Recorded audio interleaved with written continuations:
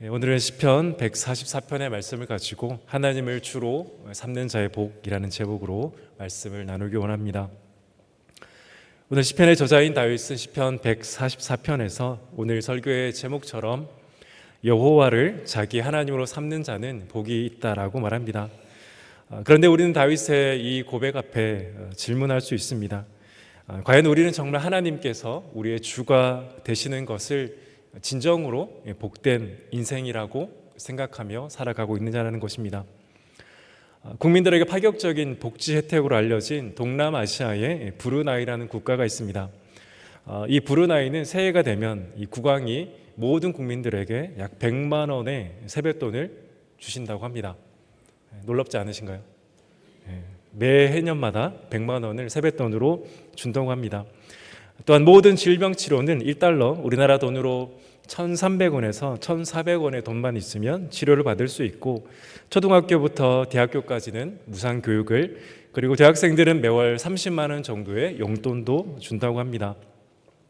또한 주거 혜택으로는 월 30만 원만 내면 무기한 임대주택에서 살 수 있고, 출산 보조금뿐 아니라 4년마다 가족 여행비도 제공해 준다고 합니다.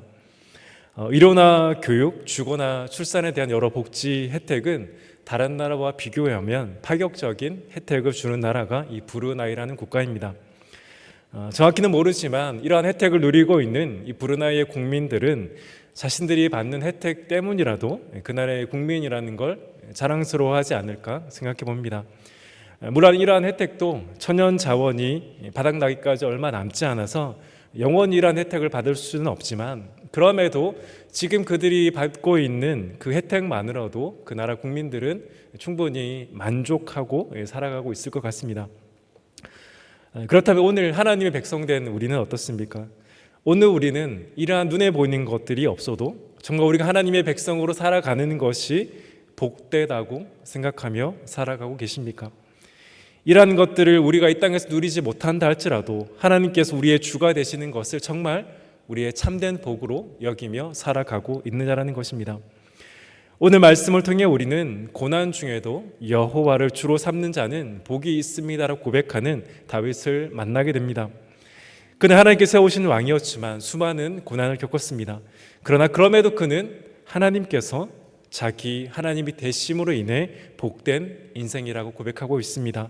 오늘 말씀을 통해 우리 역시 어떠한 고난이 있다 할지라도 하나님께서 우리의 주가 되심으로 인해 복된 인생임을 고백하는 은혜의 시간이 되기를 원합니다.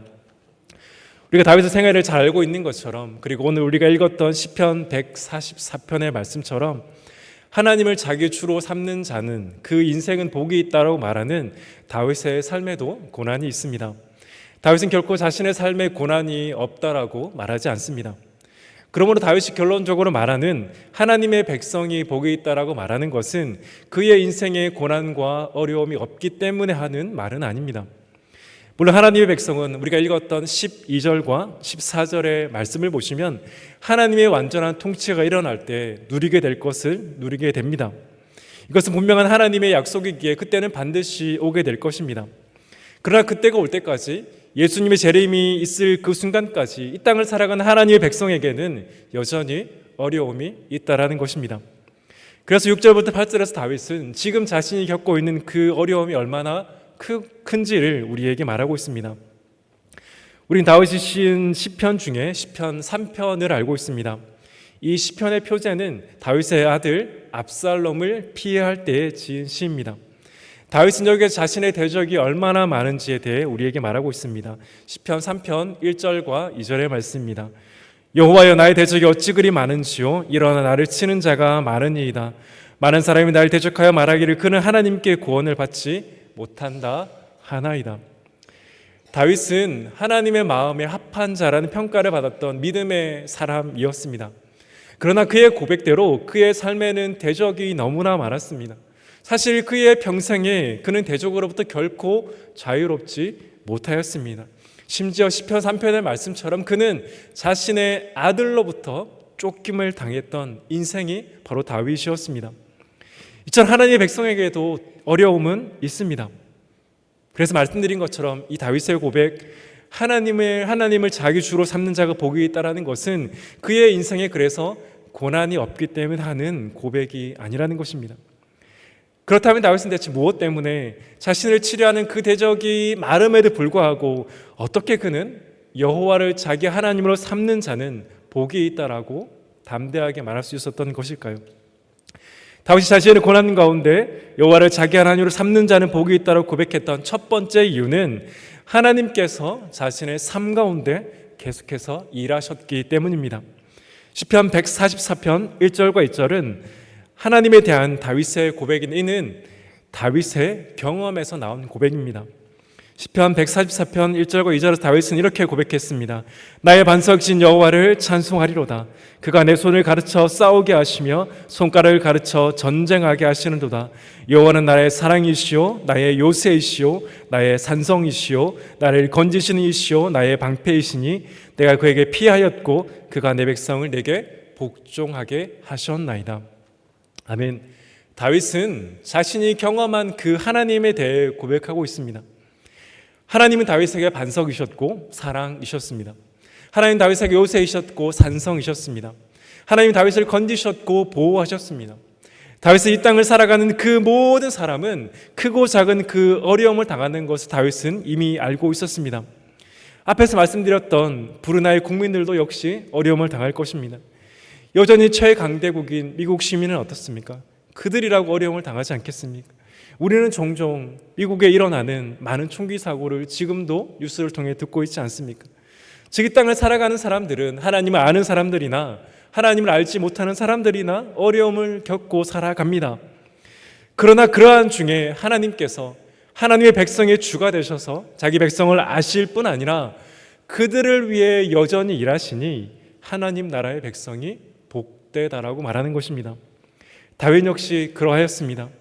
이 땅을 살아가는 누구나 겪는 고난 속에 하나님께서 다윗 자신을 아시고 자신을 위해 일하신 그 하나님이 계시기에 지금 다윗은 자신을 향해 나는 복된 인생이다라고 말하는 것입니다. 사랑하는 여러분, 여기에 우리 역시 하나님께서 우리의 삶에 역사하신 것을 하나하나 기록해 보아야 할 이유가 있습니다. 만약 저와 여러분의 삶 가운데 하나님께서 행하신 것들을 하나하나 기록한다면 그 양이 얼마나 될까요? 아마 그 양은 다윗이 기록한 이 시편을 넘어 우리의 삶 가운데 수많은 하나님의 역사들이 있을 것입니다. 아카이브라는 말이 있습니다. 이 아카이브라는 말은 자료 또는 이 소장품 등 이것들을 디지털화 만들어서 한데 모아서 관리하고 그런 것들 손쉽게 검색하고 찾도록 만든 파일이나 기록 또는 보관소라는 뜻입니다. 간략히 말하면 기록 보관소가 이 아카이브라는 말입니다. 저는 이 아카이브처럼 다윗도 하나님께서 그의 인생 가운데 행하시는 그 수많은 사건들을 기록했을 것이라 생각해 보았습니다. 물론 다윗은 자신의 마음속에 그 하나님 일을 기록했을 수도 있지만 다윗만이 아는 곳에 하나님께서 나를 위해 행하신 것들을 하나하나 기록하며 하나님이 나의 인생 가운데 어떻게 행하셨는지를 그는 계속해서 되새겼을 것이라 생각합니다. 책 중에 데이비드 브레이너드의 일기라는 책이 있습니다. 이 책 역시 다윗이 기록하는 것처럼 이 브레이너드가 그의 삶 가운데 역사하신 하나님에 대한 기록을 엮어놓은 책입니다. 브레이너드는 인디안 선교에 생애를 바친 미국 식민지 시대의 한 선교사였습니다. 그리고 그의 일기는 임종 직전에 그에 의해서 편집됐고 후에 조나단 에드워즈에 의해 첨가되었고 1749년도에 출간된 책입니다. 이후로 이 데이비드 브레이너드의 일기는 많은 이들에게 도전을 주었습니다. 그래서 영국과 미국의 많은 복음주의 목회자들과 성도들은 이 일기를 사랑하고 즐겨 읽었습니다. 그런데 그들이 이 일기를 통해 그 일기 가운데 은혜를 받은 이유는 무엇입니까? 그 이유는 브레이너드의 삶 가운데 역사하신 그 하나님과 하나님 앞에 그의 솔직한 고백 때문이었을 것입니다. 그래서 저는 성도님들도 다윗처럼 그리고 브레이너드처럼 하나님께서 우리의 삶 가운데 역사하신 그 역사한 일에 대해서 하나하나 기록해 보시기를 권면드립니다. 그것들을 다른 사람들이 알지 못해서 괜찮습니다. 때로는 나누는 것이 좋을 때도 있지만 꼭 그렇지 않아도 괜찮습니다. 중요한 것은 하나님께서 나의 지난 삶 가운데 순간순간마다 어떻게 일하셨는지를 우리가 잊지 않게 그것을 기록하고 계속해서 되새기는 것입니다. 그리고 이를 통해 지난 삶 가운데 역사하신 그 하나님은 지금 우리가 겪는 그 고난 가운데 우리가 믿음으로 신뢰할 힘과 능력과 동력이 될 것입니다. 그래서 계속해서 우리는 하나님을 기억하고 신뢰하는데 우리가 역사하신, 우리 삶 가운데 역사하신 그 하나님의 역사를 원동력으로 삼을 수 있는 것입니다.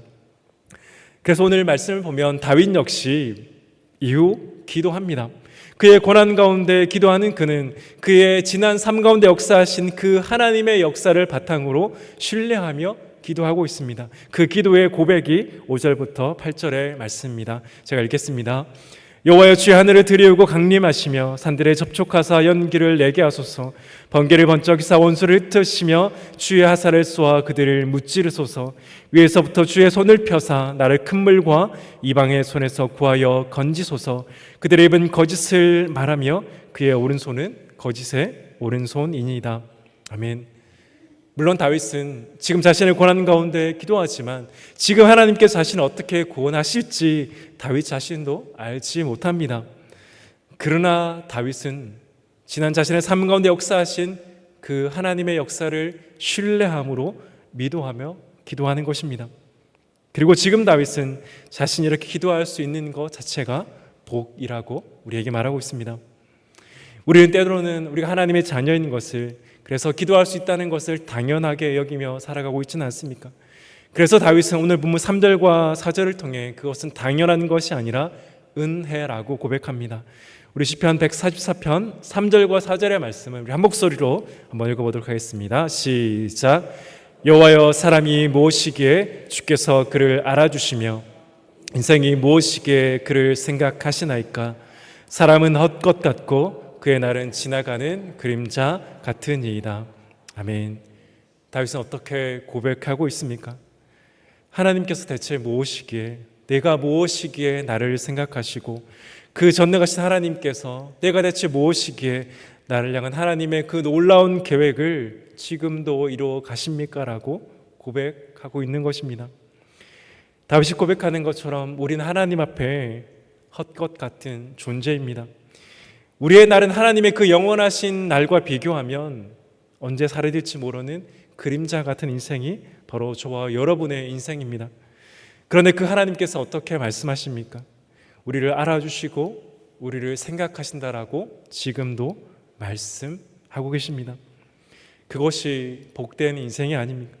그 하나님을 의지하여 기도할 수 있으니 그것이 복된 인생이 아닙니까?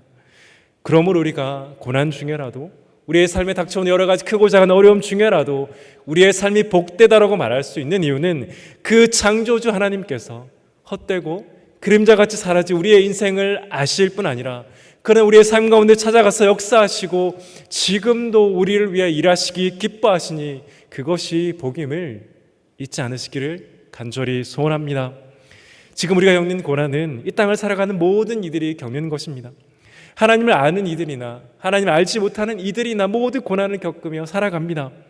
그러나 그 가운데 저와 여러분에게는 저 여러분을 아시고 창조하시고 아버지가 되신 그 하나님을 알게 하시고 그 하나님의 이름을 구하며 기도하게 하시고 그 하나님께서 지난 우리의 삶 가운데 일하셨을 뿐 아니라 지금도 일하시길 원하시니 그것이 복된 인생이라는 것입니다. 우리의 인생 가운데 세상의 모든 것들이 주어져야만 우리의 인생이 복된 인생이 아닙니다. 그런 모든 것들이 주어지지 않을지라도 하나님께서 계시고 그 하나님 이름을 부르고 기도할 수 있다라면 그것이 복된 인생임을 잊지 않으시는 저와 여러분 되시기를 간절히 소원합니다. 다윗 자신의 고난 가운데 여호와를 자기 하나님을 삼는 자는 복이 있다라고 말하는 두 번째 이유는 하나님께서 고난 중에라도 새 노래로 찬양할 수 있게 하시기 때문입니다. 다윗은 자신이 경험한 하나님에 대해 고백한 후에 하나님께 기도했습니다. 지금 자신의 고난 가운데 자신을 구원해 달라고 그는 기도합니다. 그리고 그는 기도 직후에 하나님께 9절에서 이렇게 고백했습니다. 시편 144편 9절의 말씀입니다.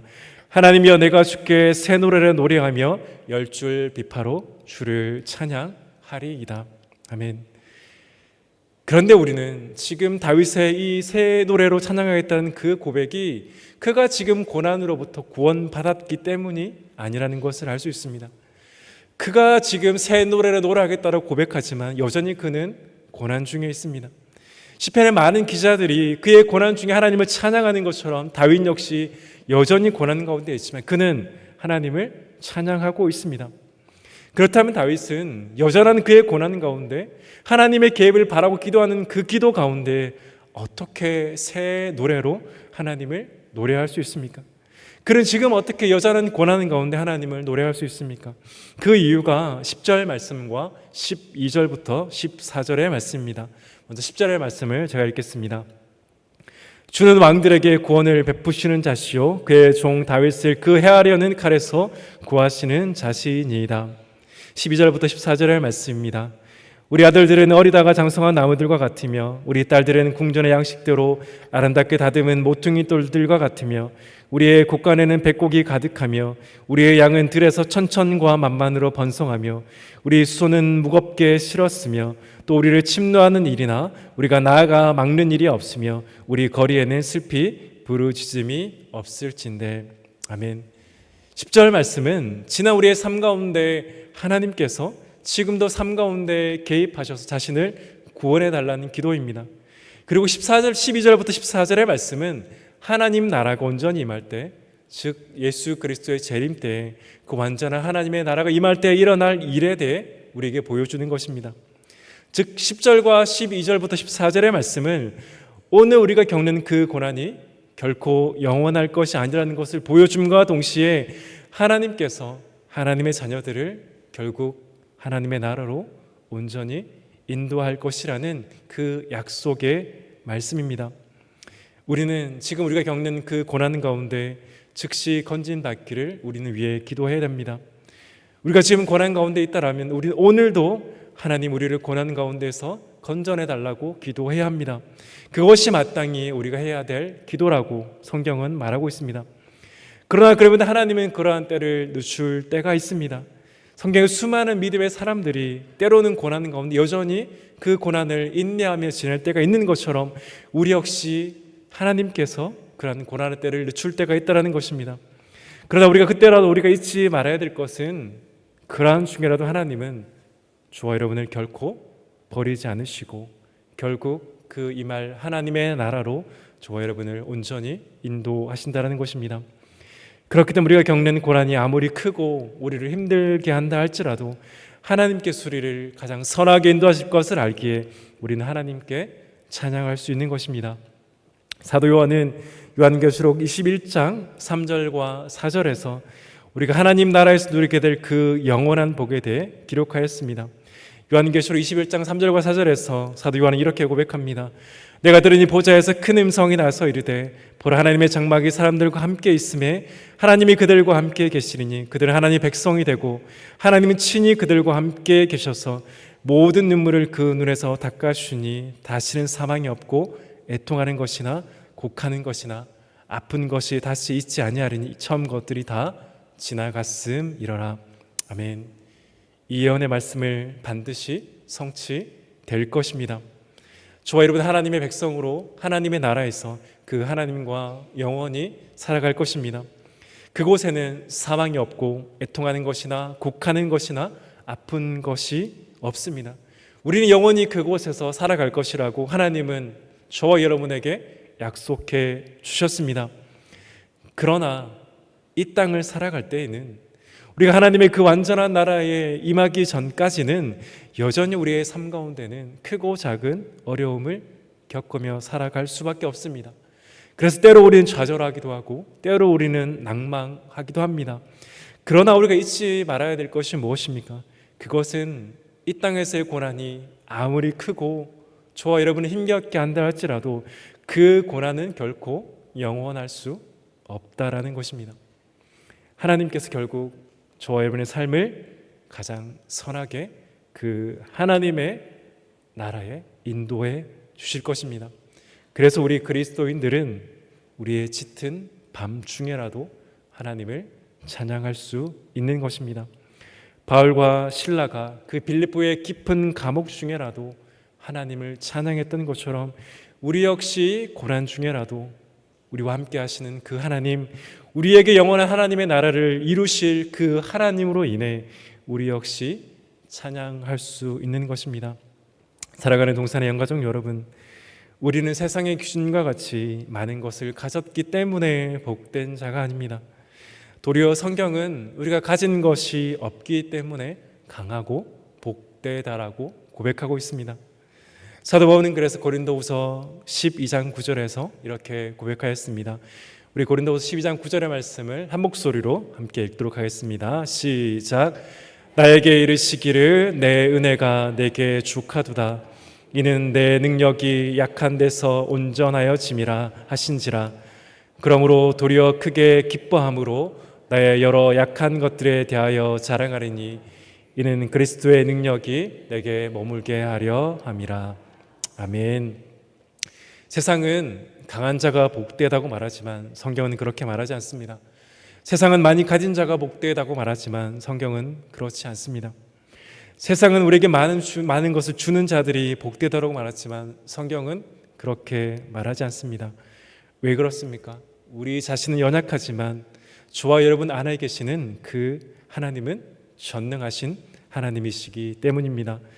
그래서 전능하시고 그 영원하신 하나님을 자기 백성으로 삼는 인생이 복된 인생인 것입니다. 그러므로 지금 여기에 있는 우리 모두는 복된 인생이라는 것을 잊지 않으시기를 간절히 소원합니다.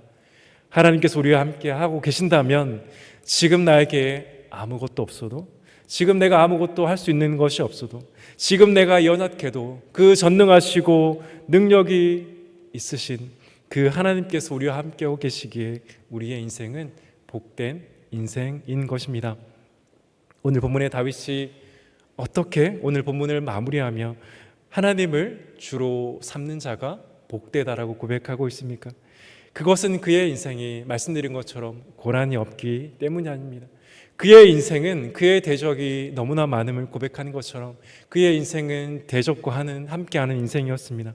그러나 그 모든 순간순간마다 하나님께서 함께 하셨고 그 하나님께서 그를 위해서 일하셨고 그 하나님께서 그를 통해 하나님의 아들 예수 그리스도 오게 하시는 메시아의 계보로 만드셨기에 그는 자신의 인생을 복된 인생이라고 고백하고 있는 것입니다.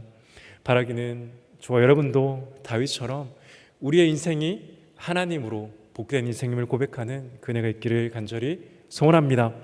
우리가 연약해도 가진 것이 없어도 하나님께서 우리와 함께 하시고 그 하나님께서 우리를 결국 그 하나님의 영원한 나라, 다시는 사망이 없는 애통하는 것이나 곡하는 것이나 그것들이 없고 하나님과 영원히 살아가는 그 하나님의 나라를 결국 인도하실 그 하나님으로 복된 인생임을 기억하고 감사와 찬양으로 나아가시는 동산의 모든 영광 되시기를 예수 그리스도의 이름으로 간절히 축원합니다. 우리 말씀을 기억하며 함께 기도하기를 원합니다.